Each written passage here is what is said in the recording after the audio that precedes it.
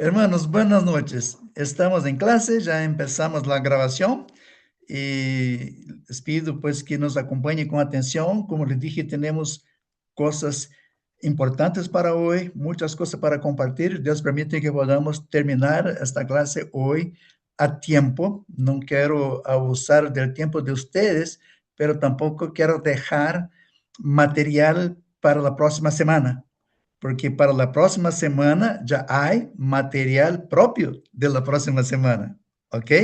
Vamos a orar. Por favor, mantenga sus micrófonos cerrados, pero yo quiero pedir al pastor Osvaldo que abra su micrófono y que nos dirija en oración en este momento. Oramos juntos, hermanos. Amén. Padre, mi Dios, te alabamos, te glorificamos, bendecimos tu santo nombre porque tú vives y reinas por los siglos de los siglos, Dios. Señor, ahora cuando nos conseguimos, Padre, para esta clase, Padre Santo, Dios mío, Señor, te pido que abra nuestro entendimiento y nuestro conocimiento, Padre, para entender tu palabra, Dios mío, Señor amado, en el nombre poderoso de Jesús, por el poder de tu palabra, Dios mío, la gloria, la Amén. honra, la adoración es para ti, mi Dios. Gracias, Señor. Gracias, Jesús. Amén y amén. Amén. Amén. Gracias, pastor.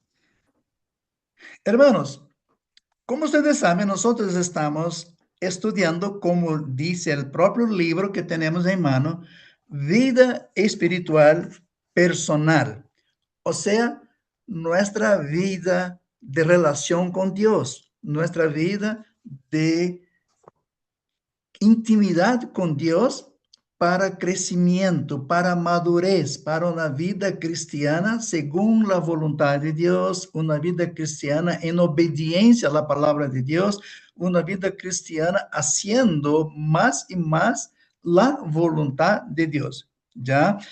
Eh, cuando hemos nacido en Cristo, obtuvimos la salvación por la fe. Ya hablamos de esto, simplemente un repaso rápido. Por la fe tenemos la salvación. Inmediatamente, enseguida del nuevo nacimiento, de la salvación en Jesús, empezamos lo que llamamos la santificación, el crecimiento, la madurez. Es lo que está diciendo el apóstol Pablo, que vamos dejando las cosas viejas y buscando cosas nuevas. Las cosas viejas quedan para atrás y todas son hechas nuevas. Y en esa búsqueda de toda esa novedad de la palabra de Dios que ahora es parte de nuestro vivir, es lo que nosotros entendemos y enseñamos como la santificación, como una vida personal con Dios, como el desarrollo de la vida espiritual. Voy a presentar el material que tenemos aquí para compartir con ustedes y espero que ustedes puedan acompañarme ahí y que nosotros, hermanos, lo que estamos mirando desde la semana pasada es de que en, en este caminar, en esa búsqueda de crecimiento espiritual, nosotros necesitamos esas cuatro cosas ya dichas semana pasada, solamente recordando, conocer la verdad de quién es Dios en su grandeza, en su soberanía, en su santidad. Entonces, de quién somos nosotros como creyentes, como cristianos en relación a Dios. Saber del tema serio, muy serio, del pecado, del enemigo con quien luchamos. Y tenemos que aceptar esta verdad por fe. No hay otra manera de que podamos aceptar la verdad porque no hay nadie que pueda explicar a nosotros, enseñar a nosotros, es decir a nosotros que haya visto algo de Jesucristo, de su muerte, de su resurrección, para decir que sí es verdad, porque eso fue a 2000 y pico de años atrás. Entonces, por fe, aceptar esta verdad de lo que dice la palabra de Dios y también por fe, en obediencia, someternos al señorío de Jesucristo en una vida de obediencia. Y eso, hermanos, vamos a poder demostrar, enseñar a las personas que viven alrededor de nosotros, a nuestra familia, es una vida de un buen testimonio en el poder del Espíritu Santo. Ya, entonces son 4 cosas esenciales para que un creyente pueda desarrollar su vida personal con Dios, su vida espiritual en esa búsqueda de crecimiento, de madurez, de una santificación cada vez más. ¿Está bien? Ahora, para que esto ocurra, para que podamos vivir esta vida que Dios quiere que vivamos, nosotros, o sea, poner en práctica las enseñanzas del Señor Jesús, nosotros necesitamos, queridos, 2 cosas que son esenciales. Una es saber y la otra es hacer. O sea, nosotros necesitamos saber en relación a Dios, necesitamos saber cosas, informaciones, conocimientos en relación al Espíritu Santo, necesitamos saber del Señor Jesucristo, necesitamos saber acerca de la palabra de Dios. Ahora, no solo saber, no solo conocer, no solo tener esas informaciones, sino que necesitamos hacer, necesitamos practicar, necesitamos vivir todo eso de que Dios ha dejado por medio de su palabra para nosotros, ¿verdad? Entonces, hoy vamos a ver estos 4 puntos, que es lo que necesitamos nosotros, creyentes, saber, qué es lo que necesitamos hacer en relación a Dios, en relación al Espíritu Santo, en relación a Jesucristo y en relación a la palabra de Dios. ¿Está bien? Así que vamos a caminar con en estos 4 puntos. Dios permite que podamos lograr en el día de hoy. Queridos, estos números que ustedes ven ahí en la diapositiva se refiere al número de la página, ¿ok? Ya, por ejemplo, estamos en la página 30, ¿ya? Entonces, ¿qué es lo que nosotros, cristianos, debemos hacer en relación, perdón, debemos saber en relación a Dios?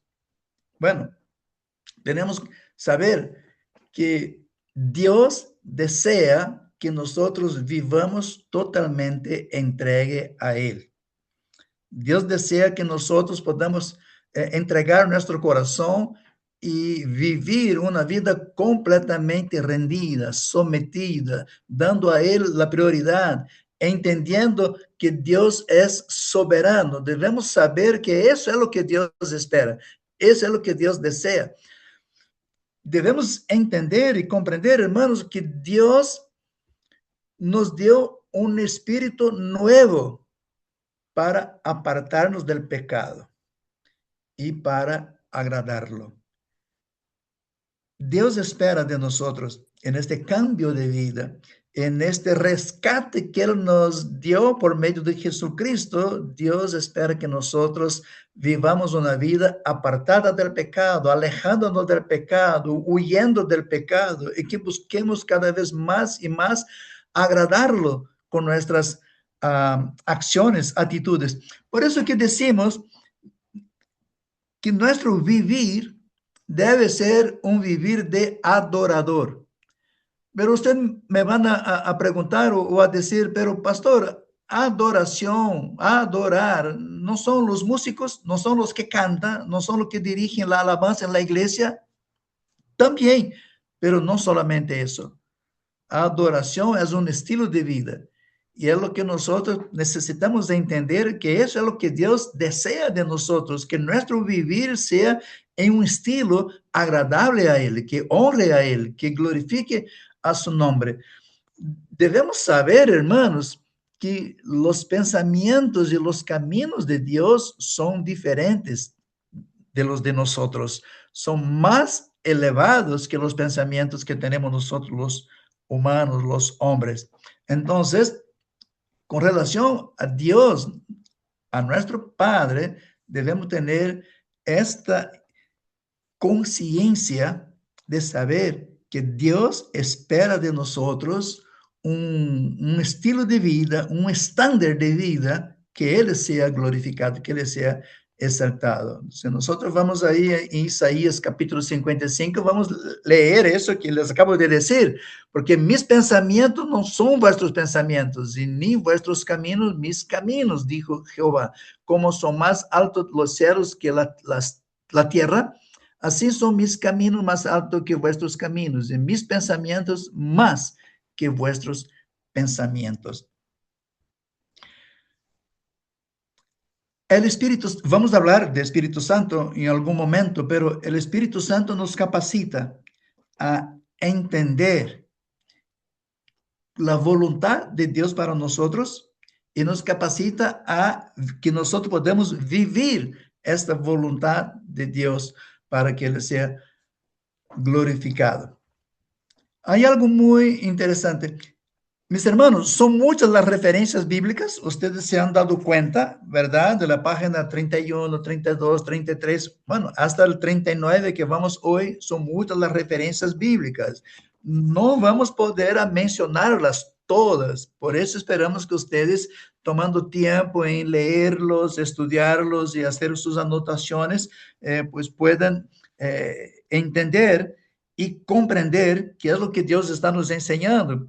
Y todo lo que nos haga falta aquí con ustedes, mi oración es que el Espíritu Santo complete, ¿está bien? Así que no tenemos cómo estar mirando versículo por versículo que está aquí en el libro, pero vamos a estar compartiendo puntos que son básicos, esenciales y fundamentales. ¿Qué es lo que necesitamos saber, hermanos, acerca de Dios? Que el deseo de Dios es que el creyente lo glorifique con su vida y que podamos alcanzar la meta que Él puso antes de nosotros y cumplir el propósito, vivir el propósito. Hermanos, el sacrificio de Jesús en la cruz y después su resurrección para darnos una nueva vida. Lo mínimo que podemos hacer es decir, Señor, quiero cumplir tu propósito, porque lo que hiciste por mí no fue poco. Entonces, ¿de qué manera puedo yo responder? ¿Cómo puedo expresar mi gratitud por tan grande obra, mi salvación? Quiero vivir tus propósitos, quiero entender tu voluntad. Dios, quiero someterme a tu soberanía. Entonces, es lo que nosotros necesitamos de nuestra parte saber qué es lo que Dios espera de nosotros. Mateo 5:14 va a decir, sois la luz del mundo. Una ciudad asentada sobre un monte no se puede esconder, ni se enciende una luz, ni se pone debajo de un almud, sino sobre el candelero, y alumbra a todos los que están en casa. Así alumbre vuestra luz delante de los hombres, para que vean vuestras buenas obras y glorifiquen a vuestro Padre que está en los cielos. Necesitamos tener claro esto en nuestros corazones, hermanos, que Dios quiere que nosotros seamos la luz del mundo, que seamos la sal del mundo. O sea, somos usados por Él, pero necesitamos estar a disposición de Él para que Él pueda usarnos, ¿ya? Para que podamos cumplir su voluntad.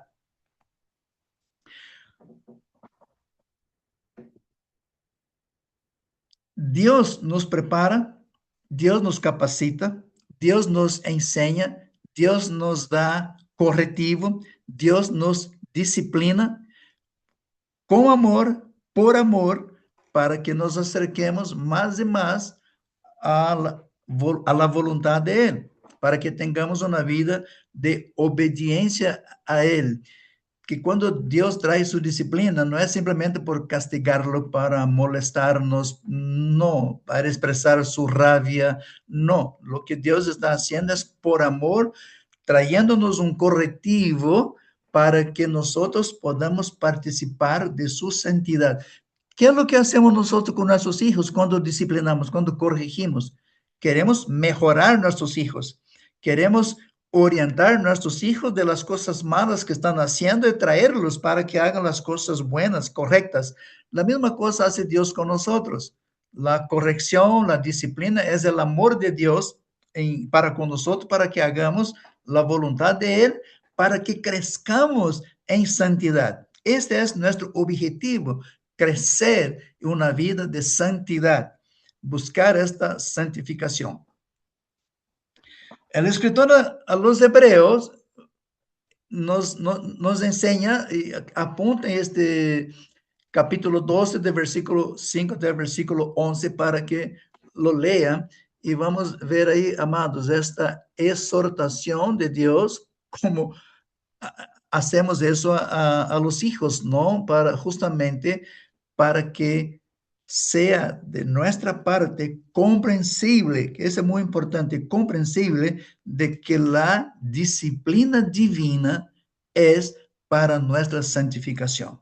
La corrección de parte de Dios es para nuestra santificación, para que nosotros estemos alejándonos del mal camino, alejándonos de malas acciones, alejándonos de malos hábitos y acercándonos a la voluntad de Él, a una vida de santidad. Así que muy importante saber qué es lo que Dios espera de nosotros, qué es lo que Dios desea de nosotros. Para aclarar un poquito, para aclarar eso de que estoy hablando, hay una referencia acerca de castigo. Jesús tomó el castigo de nosotros, ya, o sea, lo que nosotros merecemos, Jesús llevó este castigo.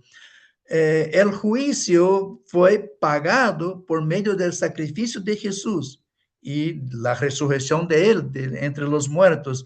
Ahora, el punto que estoy hablando, la disciplina. Dios castiga a su hijo en el sentido que la disciplina para que éste viva en santidad y produzca frutos. ¿Ya?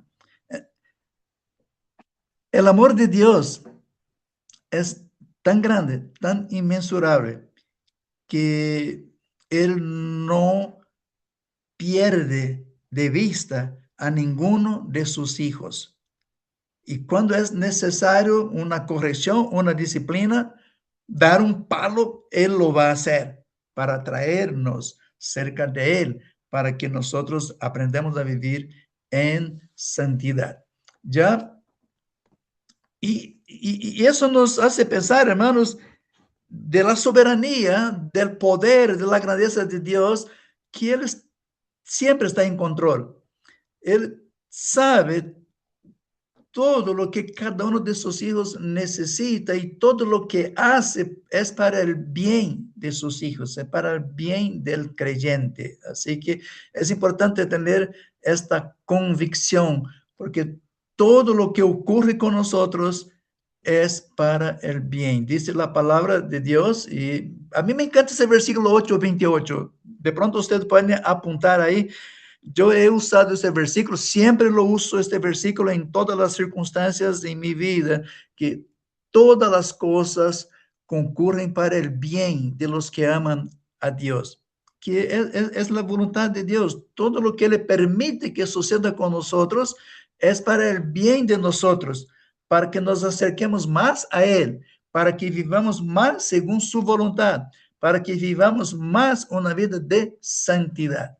¿Ya? Entonces, todo lo que sucede, si nosotros tenemos esa relación íntima con Dios, esa comunión con Dios, por más difícil que sea una experiencia, por más difícil que sea una etapa de la vida, por más difícil, más dura que sea una prueba, vamos a entender que es Dios permitiendo algo, es Dios corrigiendo algunas veces, es Dios disciplinando otras veces para acercarnos más a Él, con amor, igual al Padre que ama, corrige y disciplina a su Hijo.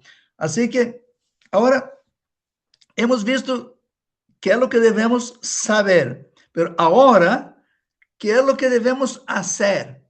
¿Qué es lo que todo creyente debe hacer? Algunas cosas también, hay muchas cosas en el libro, quiero que ustedes vean el libro, pero debemos someternos a Dios y reconocer su soberanía. debemos comprometernos a obedecer su palabra y debemos dar prioridad en buscar el reino de Dios y su justicia de una forma práctica. Amados, sin querer, y el tiempo no permite que estemos predicando en estos temas que están ahí, pero pensando en lo que está en Mateo capítulo 6, que dice, buscad el reino de Dios y su justicia en primer lugar, y todas las demás cosas vendrán por añadidura. Son cosas que nosotros tenemos que hacer. No basta saberlo, no basta conocerlo, sino que tenemos que tomar acción, actitud, someternos a Dios, comprometernos en obedecer a su palabra y buscar el reino de Dios y su justicia en primer lugar. ¿Ya? Ahora, hablamos ahí acerca de Dios Padre, qué debemos saber y hacer acerca de Dios Padre. Ahora vamos a hablar un poquito más qué es lo que debemos saber en relación al Espíritu Santo. ¿Ya? Otro punto, avanzando en la página 32. Todos nosotros, amados, todos nosotros, los salvos, los rescatados por Dios, por medio de Jesucristo, nosotros debemos saber que el Espíritu Santo mora en nosotros, habita en nosotros, somos templo del Espíritu Santo. El Espíritu Santo es la garantía de nuestra salvación. Necesitamos tener esta convicción, esto como cierto, seguro, de que somos templo del Espíritu Santo, que el Espíritu Santo mora en nosotros permanentemente. ¿Está bien? Después, Pablo dice algo allí en Efesios, ¿no? En él también vosotros, habiendo oído la palabra de verdad, el evangelio de vuestra salvación y habiendo creído en él, fuisteis sellados con el Espíritu Santo de la promesa, que es las arras de nuestra herencia hasta la redención de la posesión adquirida para la alabanza de su gloria. Fuimos sellados, somos sellados por el Espíritu Santo. Eso garantiza de que nuestra vida pertenece a Dios. El sello es una prueba, es una garantía de pertenencia, de propiedad. O sea que tenemos un dueño. Y el Espíritu Santo, por medio del sello en nosotros, nos garantiza de que el Espíritu, que Dios habita en nosotros por medio del Espíritu Santo y nosotros pertenecemos a Dios. Entonces, muy, muy interesante. En Hechos, nosotros vamos a leer allí en el versículo 8, primer capítulo. Pero recibiréis poder cuando haya venido sobre vosotros el Espíritu Santo y me seréis testigos en Jerusalén, en toda Judea, en Samaria y hasta lo último de la tierra. ¿Qué es lo que debemos saber acerca del Espíritu Santo? También que el Espíritu Santo nos da el poder para testificar. Mis hermanos, usted y yo tenemos la responsabilidad, la tarea, el compromiso de cumplir la gran comisión, de hacer discípulos, de compartir el Evangelio, de predicar el Evangelio, de vivir el Evangelio, pero no podemos hacer eso nosotros, de nuestra propia carne, de nuestra naturaleza. No. ¿Quién nos capacita? ¿Quién nos da el poder para ser ese instrumento en las manos de Dios? Es el Espíritu Santo. Por eso que el Espíritu Santo nos da el poder para testificar. Recibiréis poder. Ahí está ahí en el versículo 8. El Espíritu Santo nos ayuda a resistir la tentación. Mateo capítulo 4 es muy conocido, ¿no? Cuando Jesús fue tentado. Y cómo Jesús venció la tentación. Cómo Jesús peleó esa batalla. Jesús usó la palabra. Escrito está. Jesús no se puso a pelear por gusto. Jesús no se puso a discutir. Usó la palabra. Escrito está. nosotros de igual manera, con el poder del Espíritu Santo y en el uso, con el uso de la palabra, el Espíritu Santo nos ayuda a resistir la tentación. ¿Ya? Tenemos que saber eso, tenemos que poner eso en nuestra mente, nuestro corazón, tener esa convicción de que el Espíritu Santo está en nosotros, habita en nosotros, nos ha sellado como propiedad de Dios y nos capacita a vencer la tentación, a luchar contra el enemigo. ¿Ya? Cuando la palabra nos enseña que nuestra lucha no es contra carne ni sangre, sino contra los principados y potestades. ¿Cómo vamos a luchar contra principados y potestades con nuestra carne y con nuestra sangre? No hay cómo. Nosotros vamos a luchar contra los principados y potestades en el poder del Espíritu Santo que habita en nosotros. Así que tenemos que saber eso. También es importante saber, hermanos queridos, de que el pecado en la vida del creyente va a impedir el ministerio del Espíritu Santo.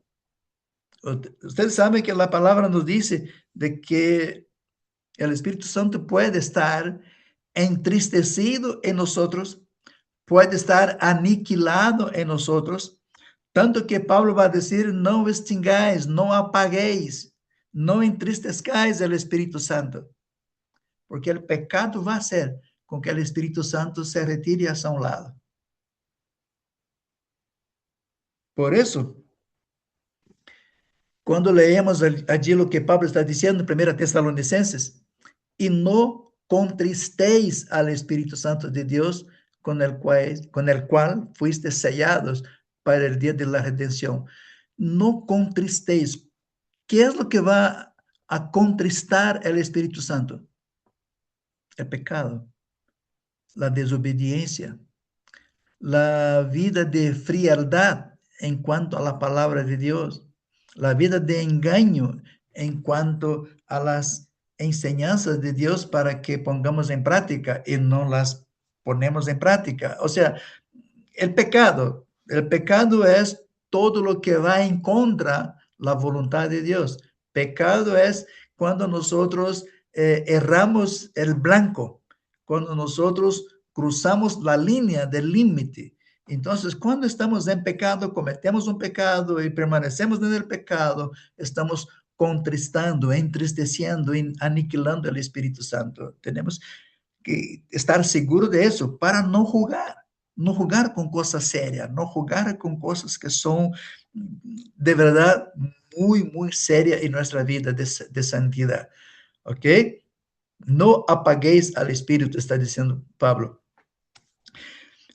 Sin el Espíritu Santo, el creyente no tiene poder alguno para vivir la vida espiritual.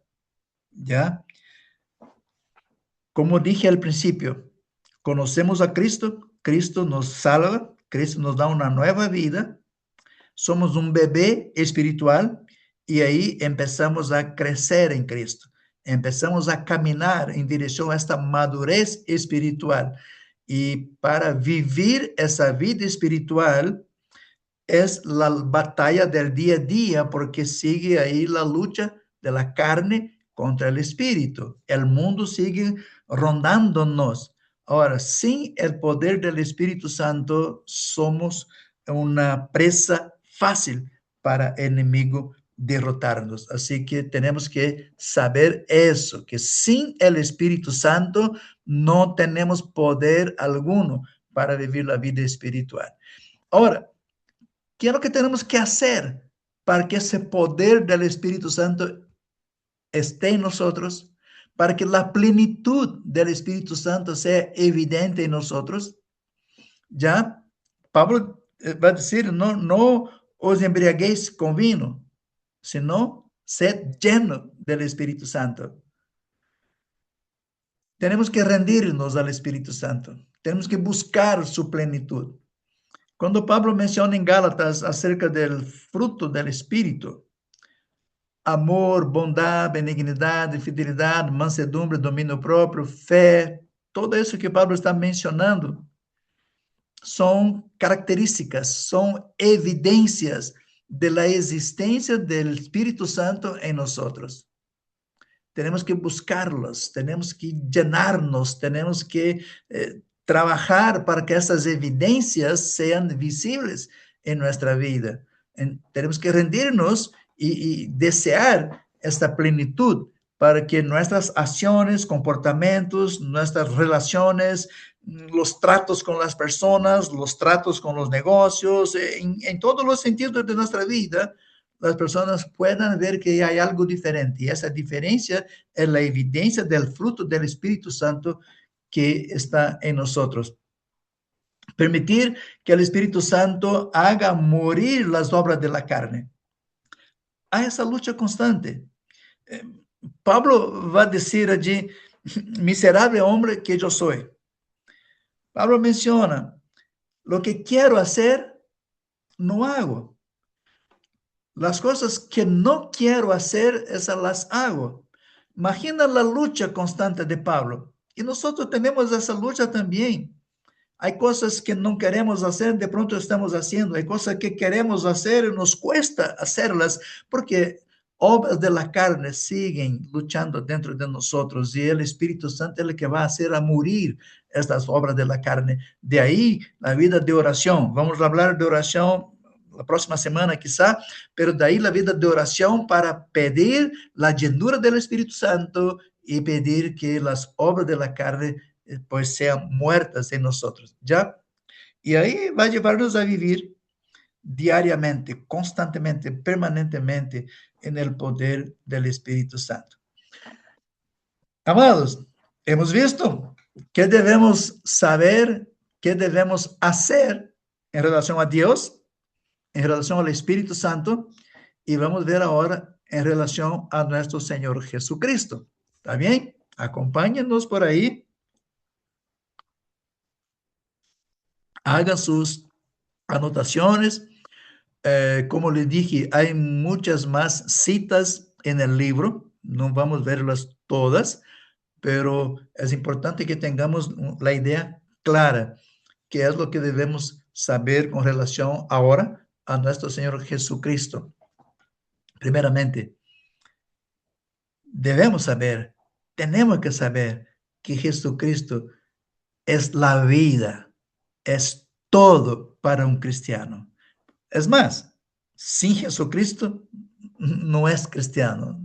Nadie se hace cristiano sino por Jesucristo. Así que Él es todo para nosotros. Cristo es nuestra vida.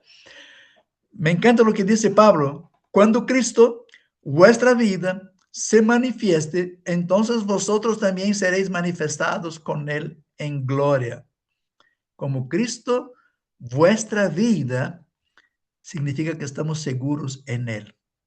Él en nosotros, nosotros en Él, con Él. Cristo es nuestra vida. Somos uno con Él. Hay una unidad con Cristo Jesús.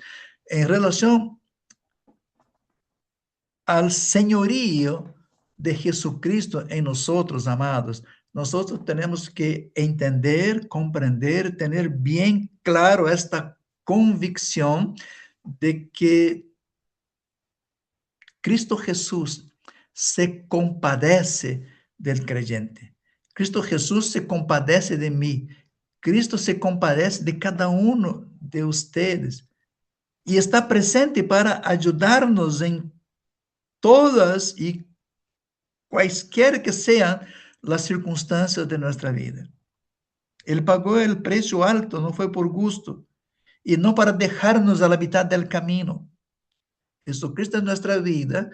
Jesucristo tiene compasión, tiene amor, tiene misericordia y está presente en cada momento, en cada circunstancia de nuestra vida. El escritor a los Hebreos, en el capítulo 4, va a decir algo muy, muy interesante. Por tanto, teniendo un gran sumo sacerdote que traspasó los cielos, Jesús, el Hijo de Dios, retengamos nuestra profesión. porque no tenemos un sumo sacerdote que no pueda compadecerse de nuestras debilidades, sino un que fue tentado en todo según nuestra semejanza, pero sin pecado. Mira la grandiosidad, la magnitud de nuestro Señor Jesucristo, el sumo sacerdote que se compadece de nuestras debilidades y él venció todas las tentaciones porque fue hallado, fue encontrado sin pecado. Así que este es nuestro Señor. Tenemos una, ¿cómo diría yo? Tenemos un engaño que el mundo trata de meter en nuestras mentes, en nuestros conocimientos, de que Jesús fue un hombre cualquier como otro, un profeta como otro profeta, un líder un poco más que otros líderes, pero no fue uno más como otros.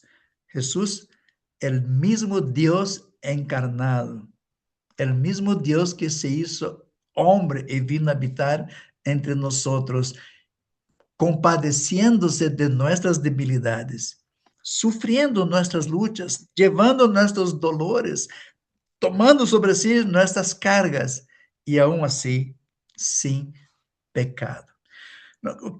Nosotros podemos ver, amados, ese ministerio poderoso, bello y hermoso de la Trinidad, Dios Trino, ¿verdad? El Padre que nos consuela con su presencia, Dios presente, Dios soberano, Dios poderoso, aquel que permanece con nosotros y que nos consuela. Y Jesucristo que se compadece de nosotros, de nuestras pruebas, nuestras tentaciones, es nuestra fortaleza. Él entiende y provee su poder para que nosotros podamos resistir la tentación. Y el Espíritu Santo que intercede por nosotros en nuestro dolor. O sea, la obra completa. Dios Padre, Dios Hijo y Dios Espíritu Santo. El Creador que nos consuela, el Hijo que se compadece y el Espíritu Santo que nos guía, nos dirige y que nos orienta en nuestros pasos. Así que tenemos ahí algo bello y hermoso que necesitamos tener eso claro en nuestra mente, en nuestro corazón, para resistir las artimañas del diablo. El diablo va a tratar de impedir por todos los medios que nosotros no crezcamos, sino que nosotros permanezcamos así y poner esas cosas como que sin valor, sin poder, disminuyéndolas, pero no. Tenemos un Dios Padre, tenemos un Dios Hijo Jesucristo, nuestro Señor y Salvador, y el Espíritu Santo, nuestro guía, que nos dirige e intercede por nosotros. Amados, Pablo nos va a decir que por Jesucristo, en Jesucristo, nosotros debemos saber que ya no hay condenación, porque Cristo es nuestro libertador, Cristo es nuestro Salvador. Cristo nos ha libertado del pecado, Cristo nos ha libertado de esa esclavitud, Cristo nos ha libertado de este peso. Así que en Cristo el cristiano debe saber, puede estar seguro de que no hay condenación. Romanos 8:1 dice eso. Ahora pues, ninguna condenación para los que están en Cristo. Ya quiero pedirles que con tiempo, después que terminemos aquí, vaya al capítulo 7 de Romanos. Vale la pena repasar, leer una vez más el capítulo 7 y eso nos va a dar una visión, una clarificación, hermanos, de que cuando Pablo dice ninguna condenación hay, no está hablando únicamente o primordialmente de la condenación eterna, sino de que Dios no nos condena en nuestra lucha con el pecado y la santidad. Porque imagínense ustedes, si en cada lucha con la tentación, en cada lucha con el pecado, nosotros recibiéramos allí una condenación, no íbamos a vivir. Sería un martirio, sería una agonía, sería un sufrimiento interminable, porque esa lucha es constante. Pero Dios sabe de eso, Dios sabe del poder, de la acción, de la fuerza que aún está en la carne. Por eso nos exhorta a que busquemos al Espíritu Santo, que nos acerquemos a su palabra, que nos sometamos a él y su poder para luchar contra estas obras de la carne, pero que en Cristo nosotros no tenemos esa condenación, sino la oportunidad de seguir creciendo, de seguir buscando. Cuando cometemos un fallo, un error, nos arrepentimos, pedimos perdón, Él nos perdona, nos restaura, tenemos la reconciliación y seguimos avante y caminando en dirección a la eternidad. Entonces, en Cristo, como Pablo dice, no hay condenación porque Dios nos lleva en su mano. Ahora, otro punto. Sabemos estas cosas acerca de Cristo. Ahora, ¿qué tenemos que hacer con todo lo que sabemos? Les dije al principio, estos dos puntos van lado a lado. De las cosas que sabemos y qué hacemos con las cosas que sabemos. Porque de nada sirve saber y no hacer nada con el conocimiento. En todas las áreas, pero mucho más en la vida cristiana, mucho más en la vida espiritual. Entonces, ¿qué debemos hacer en relación a Cristo? Permanecer en Cristo, hermanos, permanecer en Cristo para crecer espiritualmente y llevar fruto. Jesús dijo, ¿no? Que permanece en mí, sí, que permanecer en Él. Debemos proponernos, disponernos a compartir Cristo con otras personas. Jesús entró en nuestra vida, en mi vida, en tu vida, no para quedarse ahí por siempre calladito, no, es para que usted de su experiencia comparta lo que hizo Jesús cuando él entró en su corazón. Entonces, compartir a Cristo. Otra cosa importante que debemos de hacer es negarnos a nosotros mismos. Otra vez, esa lucha es constante porque el yo, ese ego, siempre quiere salir. Pero necesitamos negarnos a nosotros mismos, rendirnos al señorío de Cristo y seguirlo como su discípulo. Discípulo es aquel que se somete a su Señor. Y entonces necesitamos someternos al señorío de Jesús para aprender de él y ser un buen discípulo. ¿Está bien? Yo sugiero, hermanos, que ustedes observen atentamente las indicaciones, las referencias bíblicas que están ahí en la página 36. Hay cosas buenísimas allí para que puedan hacer sus anotaciones también. ¿Ok? Ahora, ya hemos visto acerca de Dios, acerca del Espíritu Santo, acerca de Jesucristo. Ahora, acerca de la palabra de Dios. ¿Qué es lo que debemos saber con relación a la palabra de Dios? ¿Qué es lo que debemos conocer? ¿Qué es importante saber acerca de la palabra de Dios? Bueno, Pablo nos deja claro allí en la segunda Timoteo.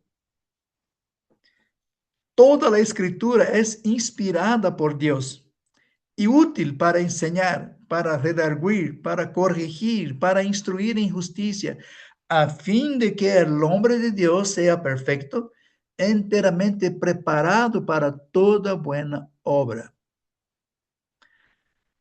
Hermanos amados, es fundamental que por fe usted y yo sepamos que toda la escritura, toda, no una parte, no un capítulo, no un libro, no un salmo, no una parte del Antiguo Testamento. No, toda la escritura es inspirada por Dios.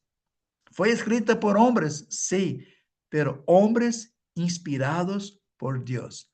La acción divina del Espíritu Santo guiando a los escritores de la Biblia. Entonces, nosotros entendemos de que la Biblia es nuestro manual de regla, de fe y práctica. La Biblia es el libro que va a guiarnos, conducir nuestros pasos, nuestras actitudes, comportamientos. Es la palabra de Dios. En el manual, ustedes han leído que se usa la palabra inerrable. ¿Qué quiere decir? Sin error. ¿Ya?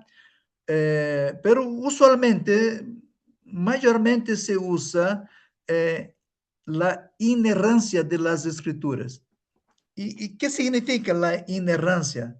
Significa que no contiene error, es lo mismo que inerrable, pero que no contiene error. Este teólogo dice algo muy interesante. Con esta palabra queremos decir inerrancia, inerrancia. Con esta palabra inerrancia queremos decir que las escrituras poseen la cualidad de estar libres de error. Están exentas de fallos, son incapaces de errar. En todas sus enseñanzas están en perfecta concordancia con la verdad. Así que es un libro sin error. Aceptamos por fe. Ya creemos que es la palabra de Dios viva y eficaz, que no contiene errores. ¿Qué es lo que nos lleva a pensar eso? ¿Por dónde llegamos a esta conclusión? Bueno, hay un silogismo interesante ahí, hermanos, que es silogismo es una forma de deducción, una forma de razonamiento deductivo que de algunas premisas nos lleva a una conclusión. Bueno, la premisa número uno que tenemos es que Dios es verdad. Ya, Dios es verdad, Dios es verdadero, Dios creador, Dios Padre es verdad. Y las escrituras son inspiradas por Dios. Bien, si Dios es verdad, las escrituras son inspiradas por Dios, entonces, pues tenemos la conclusión de que las escrituras son verdaderas. Entonces, ese raciocinio, por la fe, nos lleva a aceptar de que la palabra de Dios es la verdad que debemos aplicar en nuestra vida. ¿Ya? Cuando decimos que la palabra de Dios, manual, regla de fe y de práctica, es la norma objetiva para toda la vida. La palabra de Dios es completa en todos los sentidos, de comienzo al fin, no se contradice, no hay un punto en que el Antiguo Testamento sea contestado en el Nuevo Testamento, o que el Nuevo Testamento venga contradecir el Antiguo Testamento, o sea, no hay en ningún momento una contradicción, una contrariedad, sino que es el plan de Dios, de la historia del pueblo de Dios. Después se cumplió el proyecto por la llegada de Jesucristo, la iglesia, y ya sabemos el final de la historia cuando leemos en Apocalipsis. Entonces, es la verdad para nortear, para dirigir nuestro vivir. Por eso que nuestro diario vivir debe ser pautado por la palabra de Dios si queremos ser un buen discípulo, si queremos crecer espiritualmente, si queremos madurez espiritual, si queremos estar en la presencia de Dios para agradarlo y obedecerlo. Cuando cuando Hebreos escribe allí, capítulo 4, porque la palabra de Dios es viva y eficaz, más cortante que toda espada de dos filos, y penetra hasta partir el alma y el espíritu, las coyunturas, los tuétanos, y discierne los pensamientos y las intenciones del corazón. La palabra de Dios es viva, es eficaz. Yo quiero quedarme en eso de que es viva.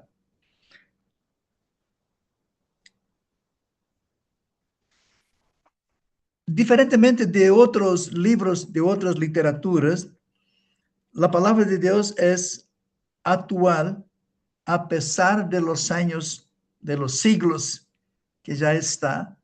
Ela se aplica al momento actual. De pronto usted ha leído una porción, un capítulo, un versículo, un dado momento te ha enseñado una cosa. Y una segunda o tercera vez que está leyendo, vas a aprender otra cosa. Porque Dios va a revelarse, Dios va a manifestar su voluntad, su propósito, la enseñanza que Él quiere, que Él tiene para su vida, según la necesidad que tienes en aquel momento. Por eso, usted va a leer un salmo, una vez tiene una enseñanza y una otra vez tiene otra enseñanza, el mismo salmo, porque es viva, se aplica según la necesidad que tienes en el corazón. Ahora, ¿qué es lo que necesitamos saber acerca de la palabra de Dios? Necesitamos saber también que las escrituras son suficientes. No, no, no, no hay nada que pueda sustituir la palabra de Dios. ¿Ya? Ahora, cuando decimos que las escrituras son suficientes, que la palabra de Dios es suficiente, esto no quiere decir que es prohibido, que es pecado, que es una herejía leer otros libros. No.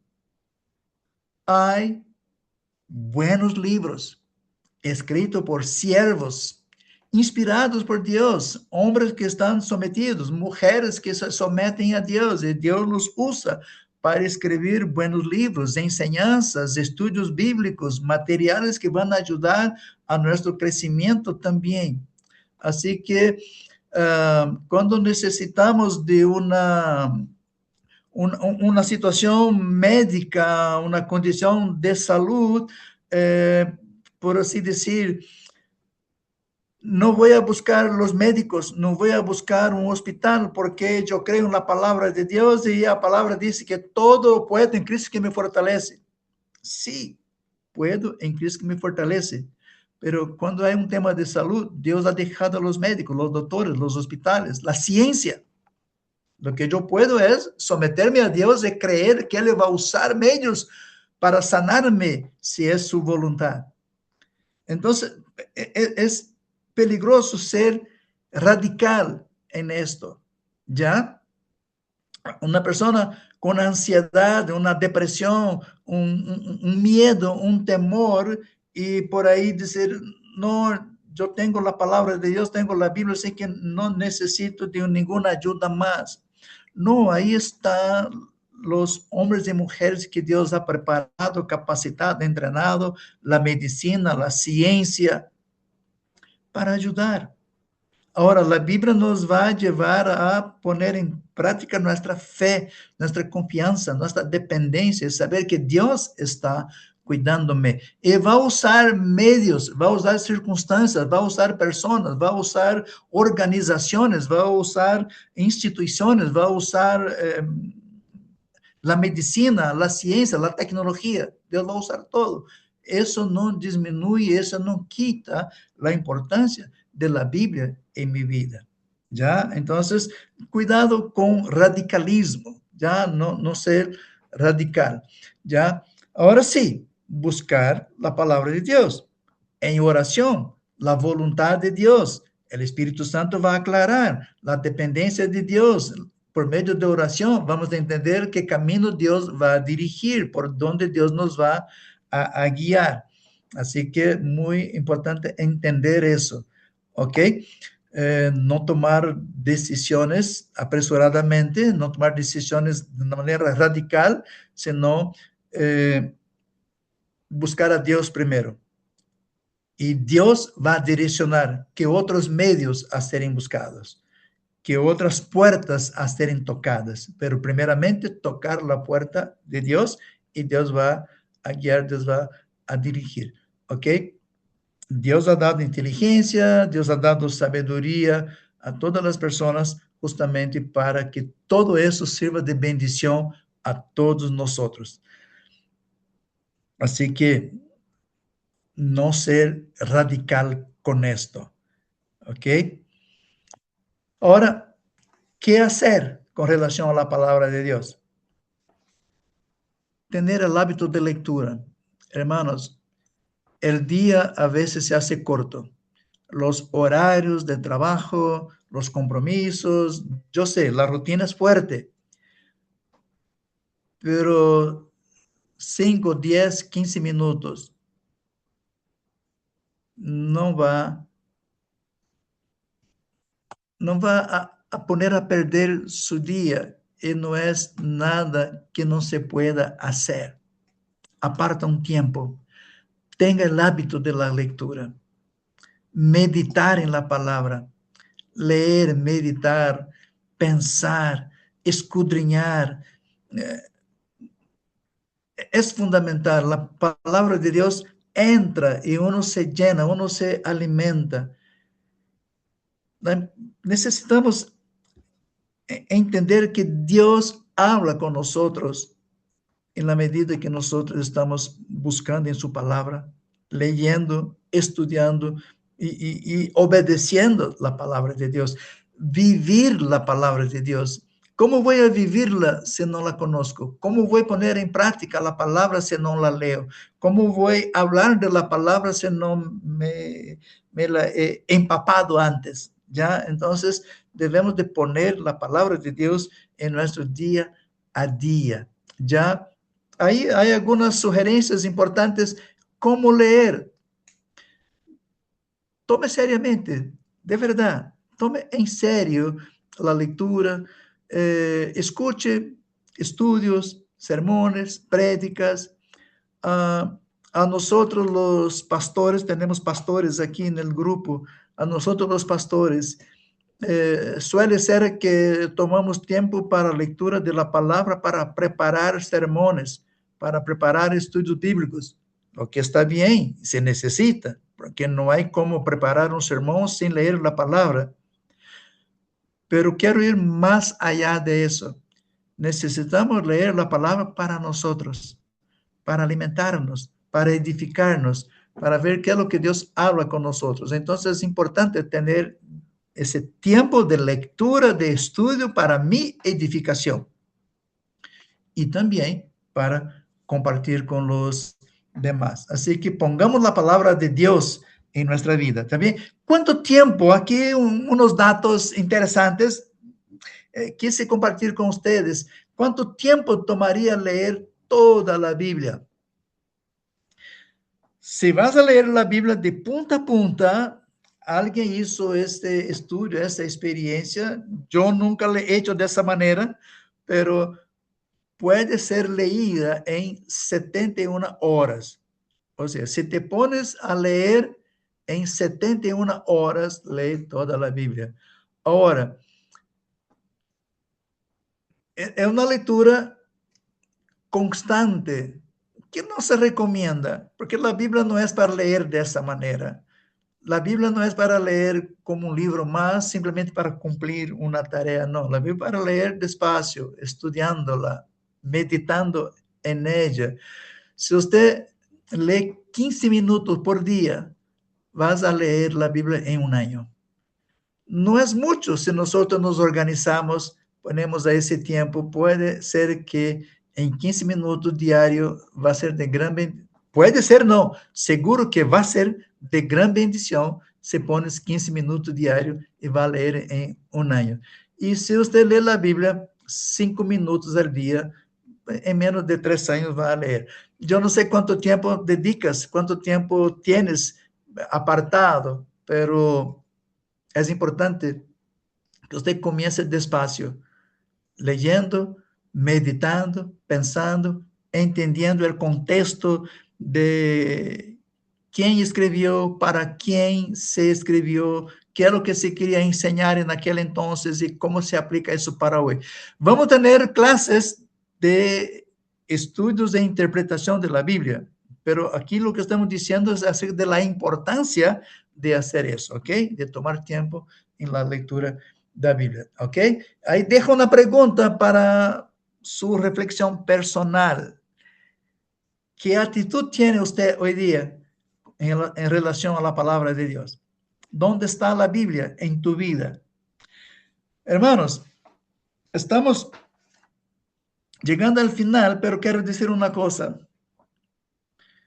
No haga de tu Biblia tu libro de cabecera, tu libro de noche. A ver si me explico. Por lo general, nosotros dejamos la Biblia allí al costadito de la cama. Cuando vamos a dormir, la tomamos para leerla. Dos cosas. Puede que estemos demasiado cansados, agotados, y empecemos a leer y un tantito ya nos agarra el sueño. Y cuando estamos leyendo con tanto sueño, no se nos mete nada. Y la otra cosa es, los padres más jóvenes, si vas a leer la Biblia como la última cosa del día, quiere decir que sus hijos ya están durmiendo. Ellos no van a ver. Y nunca van a ver que usted lee la Biblia si usted lee la Biblia en este momento. Y es importante que sus hijos, y en el caso de nosotros ahora como abuelos, es importante que nuestros nietos también vean que nosotros sí leemos la Biblia, que nosotros sí usamos la Biblia, que nosotros sí tenemos la Biblia como parte de nuestra rutina. Entonces, la Biblia es un libro para ser un libro en la sala, en la cocina, en la mesa donde se reúnen, para que todos de la casa sepan de que la Biblia es parte del día a día de la casa. Si usted va a leerla cuando está ya por dormir, sus hijos no van a ver, no van a dar la debida importancia a la palabra de Dios. Eso es lo que es más importante, que ellos sepan que la Biblia es importante dentro del hogar, dentro de la familia. ¿Ok? Para el creyente que desea crecer en Cristo, no hay nada que pueda sustituir la palabra de Dios. Así que pensar en eso. ¿Ok? Sigamos leyendo, hermanos, la palabra de Dios. Este libro es importante, ese libro nos guía, nos dirige, nos enseña muchas cosas, pero igual les dije, esto no va a sustituir la Biblia, así que a leer la Biblia, ¿está bien? Ahora, la próxima semana vamos a estar en la página 40 hasta página 51, ¿ok? Vamos a seguir con este tema. ¿Qué es lo que debemos saber y qué es lo que debemos hacer en otras áreas que tienen que ver con nuestra vida cristiana? ¿Está bien? Nuestra vida de hijos y hijas de Dios. Así que de la página 40 hasta página 51 vamos a seguir estudiando. Si queremos ser un buen discípulo, un buen cristiano, en esa vida de santidad, de santificación, debemos saber muchas cosas acerca de Dios, su palabra, de Jesús, del Espíritu Santo, de la oración, pero no solo saber, sino practicar, hacer. Como dijo Santiago, que no seamos solamente oyentes, sino hacedores de la palabra. ¿Está bien? Que Dios nos bendiga, hermanos queridos, ya que seamos líderes entrenados, que Dios nos capacite, que el Espíritu Santo nos edifique y así podamos crecer en el conocimiento, en la gracia de nuestro Señor Jesucristo y sermos vidas fructíferas a rendir frutos para el reino de Dios. Amén. Entonces aquí vuelvo con ustedes, dejando aquí listo, ya saqué la diapositiva, estoy con ustedes otra vez. ¿Está bien? Hermanos, quiero decirles que extraño la participación de ustedes en el grupo, aquí mismo, preguntas, comentarios, para que tengamos una interacción, ¿ok? Para que no sea solamente como un monólogo. Yo hablo, hablo, hablo y ustedes solo escuchan. No, vamos a aprovechar el grupo de WhatsApp para que estemos compartiendo. Yo no digo acá porque si nos ponemos acá, eso va demasiado largo, pero tenemos la libertad en el grupo de estar exponiendo lo que estamos comprendiendo, exponer las dudas que tenemos y juntos vamos a tratar de aclarar, y ilustrar y así juntos vamos a estar creciendo en el Señor. Amén.